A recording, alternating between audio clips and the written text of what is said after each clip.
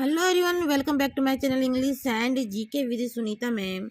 और आज मैं आप लोगों के लिए लेके आई हूँ, जैसे कि मैंने आपको बताया था, गुप्तकालीन जो साम्राज्य उसको हमने स्टार्ट कर रखा था। उसका जो बहुत इंपॉर्टेंट टॉपिक है गुप्तकालीन स्थापत्य एवं कला। यहाँ से बहुत बार क्वेश्चन जो एग्जामिनर है वो घुमा घुमा के देता है, ध्यान रखिए, घुमा घुमा के क्वेश्चन देता है और कूट वाले क्वेश्चन यहाँ पे वो देता है। तो मैं एमसीक्यूज में वो क्वेश्चन मैं लेके आऊँगी।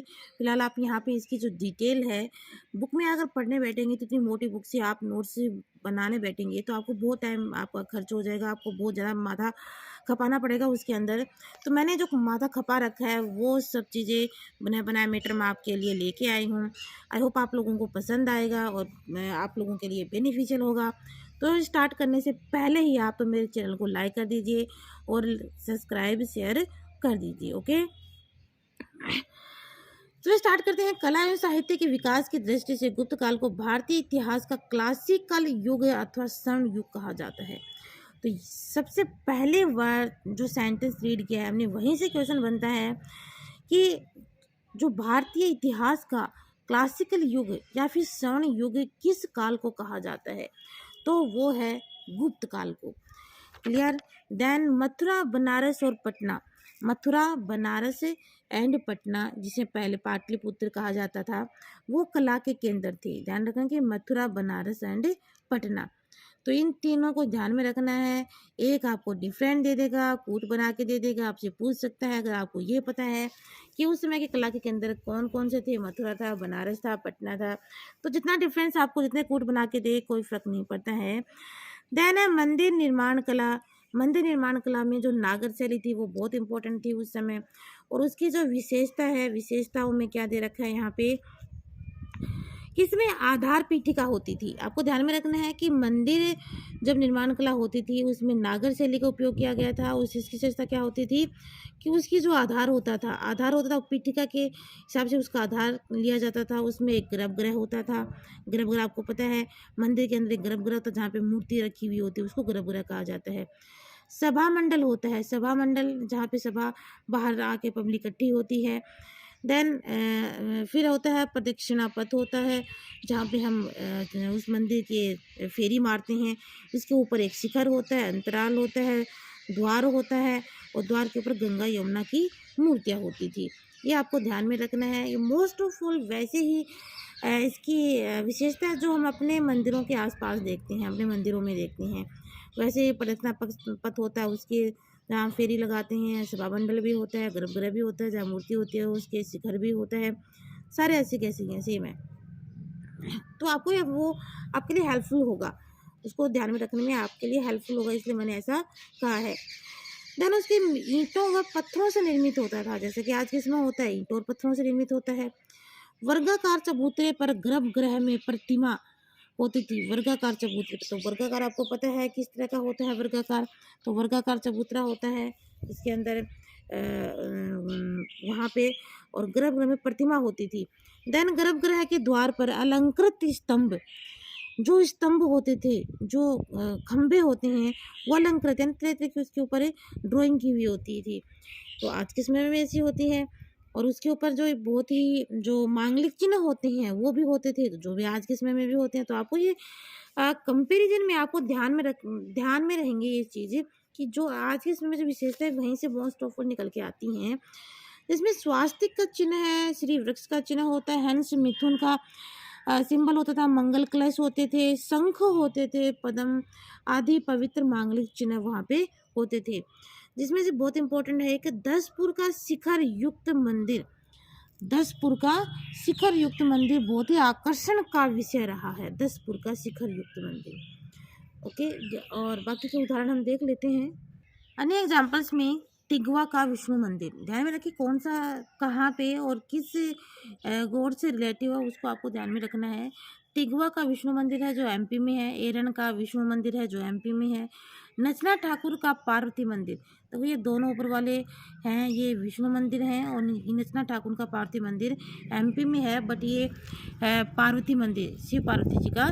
भूमरा का शिव मंदिर ये एमपी में है। देवगढ़ का शिखर युक्त दशावतार मंदिर ये यूपी झांसी में है। मेहराब युक्त भीतरगांव का ईंटों का मंदिर, ये यूपी कानपुर जिला में है। और ये सिरपुर का लक्ष्मण मंदिर, ये एमपी में है। तो ये सारे के सारे एग्जाम्पल्स जो हमने अभी देखे हैं मंदिर के नागर से रिलेटिव उसके एग्जाम्पल्स हैं, तो इनको आपको ध्यान में रखना है। ऐसे क्वेश्चन घुमा फिरा के कूट में दे देता है। देन उसके बाद जो टर्न आता है स्तूप का, स्तूप में दो बुद्ध स्तंभों में सारनाथ का धमेक स्तूप तथा राजगृह स्थित जरासंध की बैठक का निर्माण हुआ था। ये आपको ध्यान में रखना है। इसमें इम्पोर्टेंट है कि सारनाथ बिहार में, जिसमें जहाँ पे बुद्ध ने अपना प्रथम उपदेश दिया था। तो दमेक स्तूप तथा राजगृह में स्थित है जरासंध की बैठक है, इसका निर्माण स्तूपों में हुआ था। दमेक स्तूप और जरासंध की बैठक, ये स्तूप हैं दोनों के दोनों। देन नेक्स्ट गुहा में ब्राह्मण गुहा मंदिर और बौद्ध गुहा मंदिर, आपको ध्यान में रखना है। ब्राह्मण गुहा मंदिर एंड बौद्ध गुहा मंदिर। तो इसमें जो इम्पोर्टेंट वो है बौद्ध गुहा मंदिर, इसमें आपको ध्यान में रखना है। इसमें इम्पोर्टेंट क्या क्वेश्चन बन के आता है, बहुत बार आता है कि अजंता व बाघ पहाड़ी में खोदी गई गुफाएं। बौद्ध गुफाएं कहाँ है? अजंता में, और बाघ पहाड़ियों में खोदी गई गुफाएं। अजंता में 29 गुफाएं हैं, जिनमें से 5 चैत्य गृह हैं और शेष विहार हैं। और ईसा पूर्व की दूसरी शताब्दी में, ध्यान में रख रहे हैं, ईसा पूर्व की दूसरी शताब्दी में से लेके और 7वीं शताब्दी ईसा पूर्व तक इनका निर्माण हुआ है। देन प्रारंभिक जो है वो हीनयान का उदय हुआ था और बाद में महायान में, स्टार्टिंग में हीनयान था, बाद में महायान में भी हो गया था।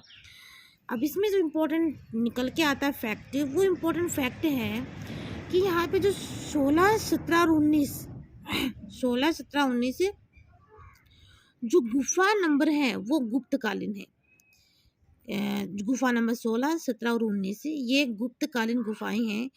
देखो यहाँ पे मैंने एरो का निशान लगा के इसमें एक्स्ट्रा फैक्ट डाल रखे हैं।